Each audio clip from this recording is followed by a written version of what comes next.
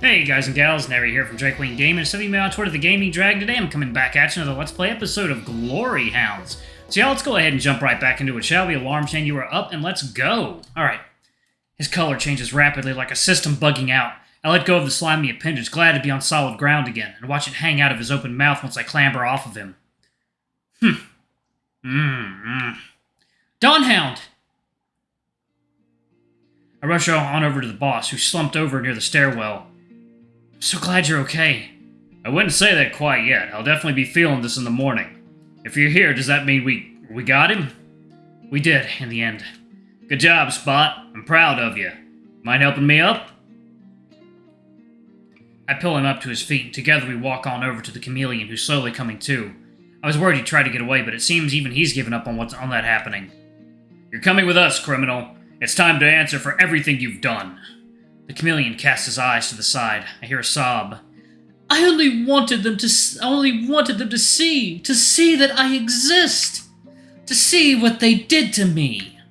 I look off to the edge of the building, where I fell, and take a deep breath. I should be angry, furious, but instead I'm just exhausted, wondering if it was even real.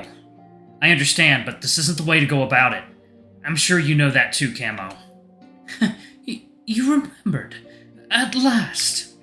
How could I forget? You said it like 20 times. I extend a hand. He looks at it and slowly raises his own to take it.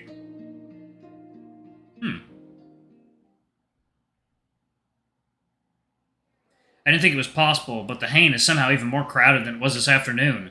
I try to carve a way through all the people, Raoul, Milo, and Finna following close behind me. It's difficult to find a seat for the four of us. Our fault for only getting here during happy hour, I guess. Eventually, we managed to find a corner. I wouldn't call it private, but it'll have to do.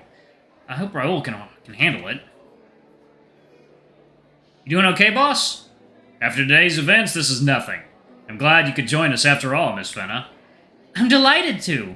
With the gown back in its rightful place, I can relax at long last. Glad Camo was at least willing to give us the location of the storage unit he put the rest of the gown in. I would have hated to show up on Fenna's doorstep with what was essentially the Money Talks bathing suit. And there's someone here I wanted to see. Fenna! Awesome, you made it! Ah, speak of the devil, the feeling is mutual, Lou. Why, you look dashing. Couldn't let Willie and Mrs. De Bruin hog all the spotlight now, could I? What about you guys? Did everything go alright? I saw what happened. You saw? Are you kidding me? It was all over TV and the internet. People are already trying to figure out who you guys are. I knew I shouldn't have gotten up on that stage. I didn't expect us to gain traction this fast. Shouldn't be a problem, right? I mean, as long as nobody else figured out it's us. I'm immediately pulled aside by and come face to face with Willem.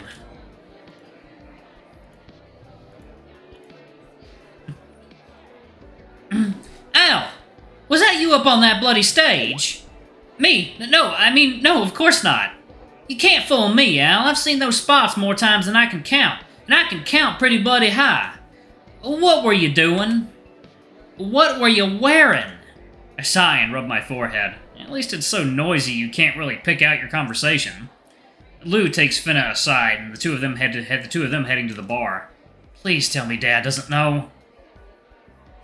You call that cleaning, huh?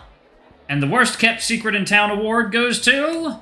Dad, listen, I can explain. Oh, I'm expecting an explanation, all right. And I'm hearing all this talking about a thief getting taken down at the convention center, and supposedly the one responsible is my own kid. Mr. DeRouge, I apologize. I don't want to hear another damn word out of your mouth, Ray, if that is even your name. Raoul lowers his head, seemingly unable to respond. Alex, do you have any idea how dangerous this little stunt of yours was? You could have gotten hurt out there. For God's sake, you could have died. I know. After tonight, after that fall, that strange dream. I know it better than anyone. But still... What do I even tell your mother? Take a deep breath. That I'm happy. Dad looks like he's about to blow a gasket. What? You tell her that I'm happy. All my life I've been feeling like I've just been waiting for it to start, you know? I was always so jealous of you and Mom. You got to drive a fire truck every day. You guys were heroes. And now for the first time in my life, I feel like I'm doing something that actually matters too. That people will remember me for. Dad groans. Come on, Dad, I want to help people, like you did. I'm not sure I can let you do this. Why? Because you think I can't do it? Because I don't want to lose you. Yeah. Don't be too hard on him, Baron dearie. Mrs. de Bruin is so tiny I didn't even realize she was standing next to us. Alex, sweetie, I never got to thank you for everything you did for me. She looks over at Raoul. And you as well, Mr. Donhound. The two of you may have left quite the mess in my store, but if you had not been there, I'm not sure I would be standing here with you tonight. Maria. He looks like he wants to say more, but it seems the words are catching in his throat. You've raised a wonderful young man, Baron, one who is not afraid to risk his life to keep other people safe. She pokes him with her tiny fingers. Much like someone else we know. But that's different. Is it really so different? What did you always tell me back in the day? Whenever I asked why you worked such a dangerous job. Because... He furrows his brows. Because if I can help save lives, if I can keep even one person out of danger, then it's all worth it. Exchange a look. The old bat is smiling from ear to ear. It would sound to me that you have taught him well. Second now. Water time.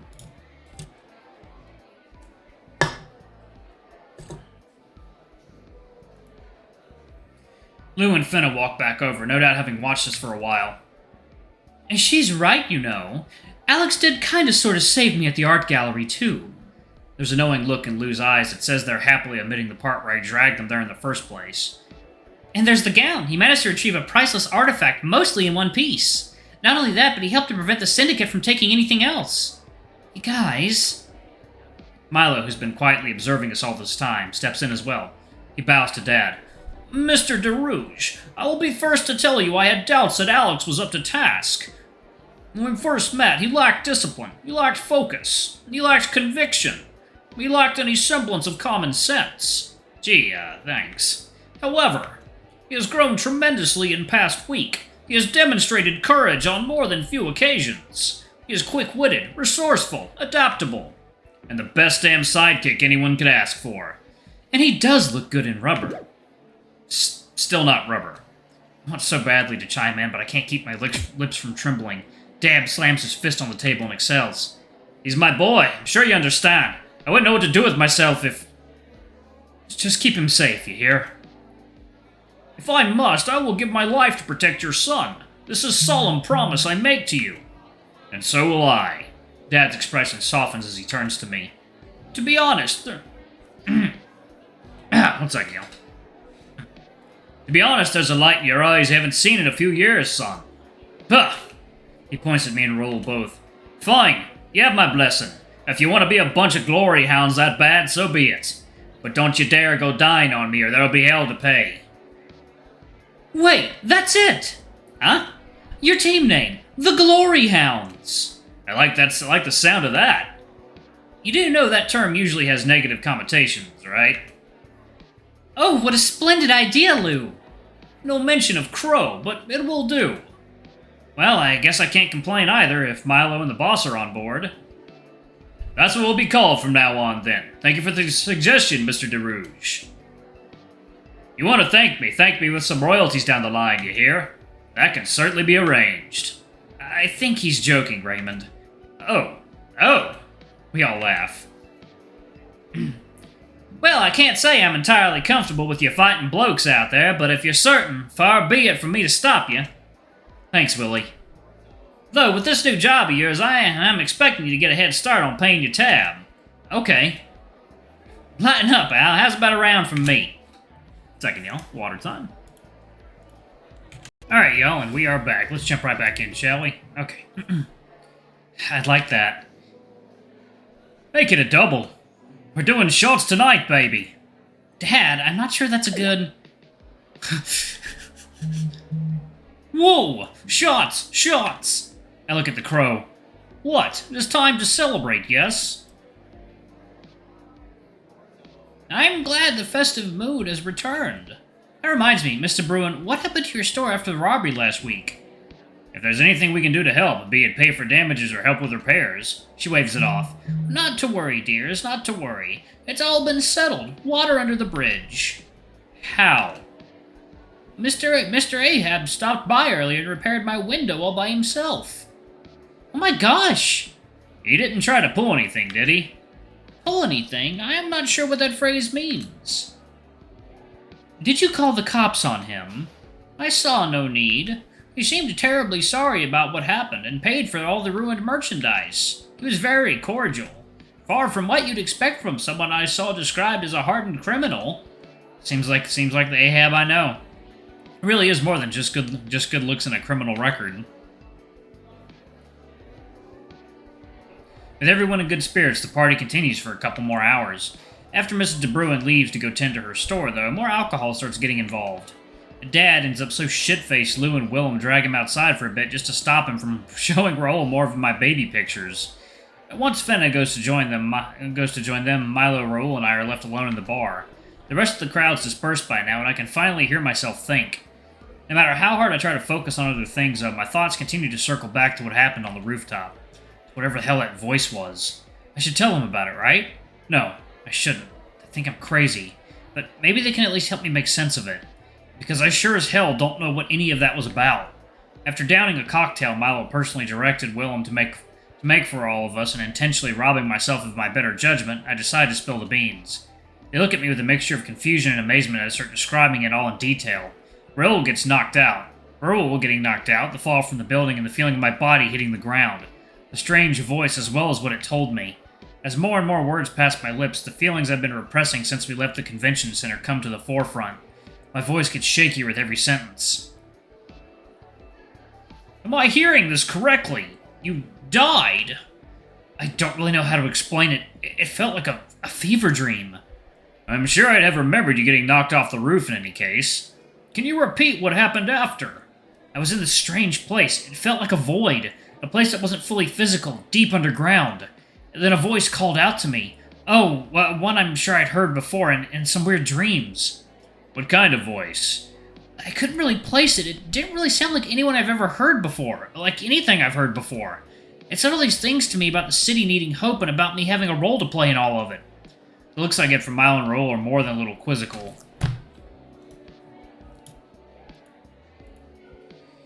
Believe me, I don't fully get it either, but right after that is when it happened. I was back on the rooftop as if I'd gone back in time. The moment Camo sent me flying flashed before my eyes again. That deja vu was just enough for me to act on it and... Change your fate? I guess, yeah. I find this hard to believe. It's not rational. You may have hit head harder than you thought. I don't know, Milo, maybe he's right. Sir, I don't know about precognitive visions, but I want to believe that what Alex experienced was real.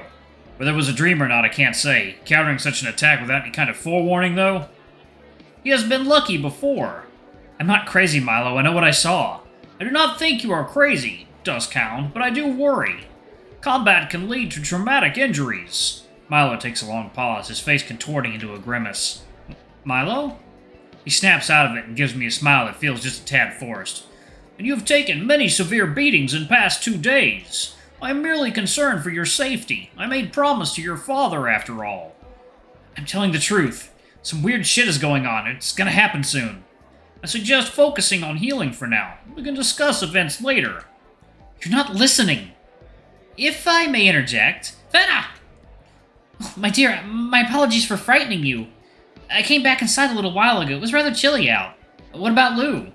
They seem rather preoccupied with your father. He's telling them some very unique stories. I'd like to hear a little more about the experience you described. Only if you promise not to tell Lou or my dad. Of course, whatever you say stays between us. You believe this story, Miss Fenna? I'm a bit skeptical, to be quite honest, but it does sound intriguing, Mimi. And do not call me that. I'm somewhat of a specialist when it comes to local folklore. Alright, y'all, I'm gonna go ahead and pause it right there. Thank y'all so much for watching. Don't forget to like, comment, subscribe, ring that notification bell, and check out our Patreon if you can. It always helps. Before I go, I'm going to give a quick shout out to our lovely bronze tier patrons. Thank you all for all you do for the channel. We greatly appreciate your support. Thank you to our silver tier patron, Cade Silverman. Thank you for going a bit above and beyond. It's greatly appreciated. Thank you to our gold tier patron, Trezum Guy. You're awesome. We love you. Thank you for subbing to our ultimate tier anyway. If y'all want to get your names in the credits, get access to all of our not safe for work contents as little as $5. Alrighty, I love you all, and I'll see you all in the next video. Bye-bye!